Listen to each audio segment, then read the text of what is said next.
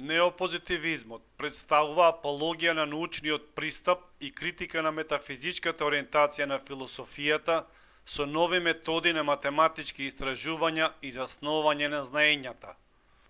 Големата улога на математиката и логиката во неопозитивизмот го разликува од стариот позитивизам, кој беше историско-социолошки, на Огист Конт. Логичкиот позитивизам смета дека современата задача на философијата е да ги елиминира метафизичките искази како бесмислени, за разлика од ставовите на науката, и конституирање на прецизен јазик за елиминирање на заблудите од секоја двосмисленост. Неопозитивистите сметаат дека треба да се намали значењето на философијата и да се зголеми значењето на науката. Всушност, философијата да се изгради како строга наука, поврзана со резултатите од најсовремените науки.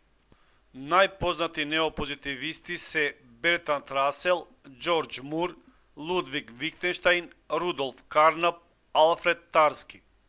Лудвиг Витгенштајн во однос на филозофијата вели: сознание има само во природните науки, а философијата треба да се ограничи само на анализа на јазичните искази, со што таа би била логичка анализа на јазикот.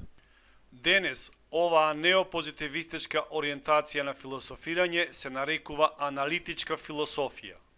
Задачата на аналитичката философија е правилно анализирање на нашите искази, метод на анализирање на поимите, а не занимавање со апстрактни суштини за непостоечки објекти.